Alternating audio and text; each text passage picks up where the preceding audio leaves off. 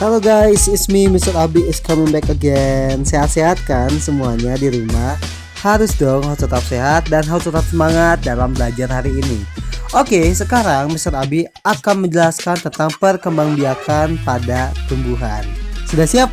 Ayo kita belajar. Secara umum, cara perkembangbiakan tumbuhan ada dua, yaitu secara generatif melalui proses perkawinan dan vegetatif tanpa proses perkawinan. Perkembangbiakan generatif ini ditandai dengan munculnya bunga. Nah, di dalam bunga inilah terdapat alat reproduksi pada tumbuhan.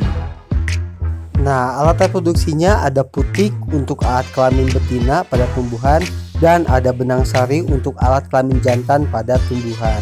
Ayo kita belajar tentang struktur-struktur pada bunga. Bagian-bagian pada bunga dari bawah ada tangkai bunga, dasar bunga, bakal biji, kelopak, ada tangkai putik, kepala putik, benang sari, kepala sari, dan mahkota. Nanti kalian pelajari lagi ya lebih jelasnya. Perkembangan generatif atau secara kawin ini terjadi melalui proses penyerbukan dan pembuahan. Nah, penyerbukan adalah melekatnya atau jatuhnya serbuk sari ke kepala putik.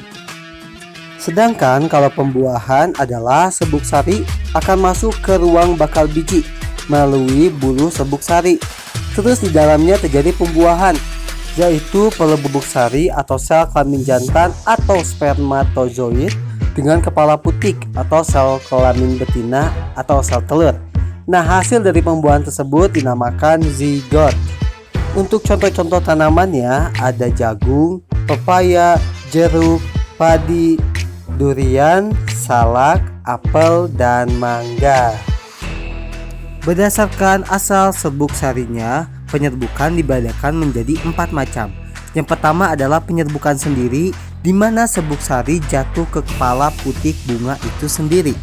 Yang kedua, penyerbukan tetangga, di mana serbuk sari jatuh ke kepala putik bunga lain, tetapi bunganya masih dalam satu tumbuhan ya. Yang ketiga, penyerbukan silang. Penyerbukan ini di mana serbuk sari jatuh ke kepala putik bunga lain yang berbeda tumbuhan, tetapi tumbuhan itu masih dalam satu jenis. Dan yang keempat ada penyerbukan bastar, di mana serbuk sari jatuh ke kepala putik lain yang masih satu jenis, namun bunga tersebut berbeda varietasnya. Nah, sekarang kita akan bahas tentang perkembangbiakan tumbuhan secara vegetatif.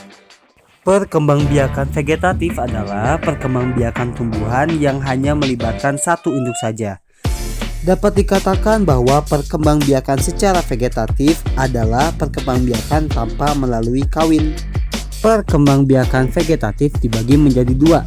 Yang pertama adalah vegetatif alami, yaitu tidak melibatkan campur tangan manusia. Yang kedua ada vegetatif buatan, ini melibatkan campur tangan manusia. Kita bahas dulu vegetatif alami. Yang pertama ada tumbuhan spora. Kotak spora atau spongarium akan pecah, lalu spora akan keluar dan jatuh di tempat yang cocok. Spora akan tumbuh menjadi tanaman baru. Spora fungsinya mirip dengan biji, contohnya tumbuhan pakis. Selanjutnya ada tunas. Kalian tahu ini tanaman apa ayo? Ya betul, ini adalah pisang. Nah, tunas adalah tumbuhan muda yang baru tumbuh dari bagian tubuh induk tumbuhan. Selain pisang ada juga bambu yang sama bertunas. Selanjutnya ada vegetatif dengan umbi. Nah, vegetatif dengan umbi ini dibagi menjadi 3, ada dengan batang, lapis, dan akar. Kita bahas batang dulu. Umbi batang adalah batang yang menggembung dan tumbuh di dalam tanah. Biasanya digunakan tanaman untuk menyimpan cadangan makanan. Nah, contohnya adalah ini apa? Ya, kentang. Selanjutnya umbi lapis. Nah, umbi lapis adalah lapisan-lapisan daun atau susunan yang berlapis-lapis yang mengelilingi batang dan tumbuhan di dalam tanah. Contohnya adalah ini, bawang merah dan juga bawang bombay. Nah, selanjutnya ada umbi akar. Umbi akar adalah akar yang mengembung, tidak berluas-luas, berisi cadangan makanan. Contohnya adalah wortel. Siapa yang suka wortel? Selanjutnya ada rizom atau rizoma. Rhizome adalah batang yang tumbuh mendatar di bawah permukaan tanah, berbentuk mirip akar, berbuku-buku atau berluas-luas. Contohnya ada kunyit dan jahe. Dan contoh terakhir untuk vegetatif alami adalah geragi atau stolon. Geragi atau stolon adalah batang yang tumbuh mendatar di permukaan tanah. Contohnya adalah buah ini. Buah apa? Buah strawberry. Betul sekali.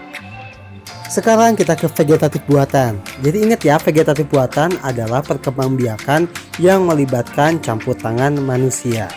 Ayo kita bahas satu persatu. Yang pertama adalah cangkok. Cangkok adalah mengusahakan batang tanaman berakar sebelum ditanamkan ke tanah. Nah, tujuan dari cangkok ini mendapatkan individu baru yang memiliki sifat yang persis sama dengan induknya. Contoh tanamannya adalah apel, mangga, dan nangka. Selanjutnya ada stek. Nah, stek ini adalah memotong bagian tumbuhan, kemudian ditanamkan dan dapat tumbuh menjadi tanaman baru. Nah, contohnya itu adalah singkong dan mawar. Oh, jadi bagian tumbuhannya itu dipotong dan bagian yang dipotong itu langsung ditanam ya caranya. Cukup mudah. Dan yang terakhir ada sambung. Nah, sambung ini adalah menggabungkan dua batang tanaman yang sejenis. Nah, contoh tanamannya itu ada singkong dan mawar. Nah, jadi tanamannya itu ya harus sekeluarga. Contoh lainnya seperti ada tomat dengan terong. Yeah, it's enough for today. Pokoknya baca-baca lagi di modul itu lebih lengkap. Jaga kesehatan selalu, perbanyak lagi literasi tentang materi ini.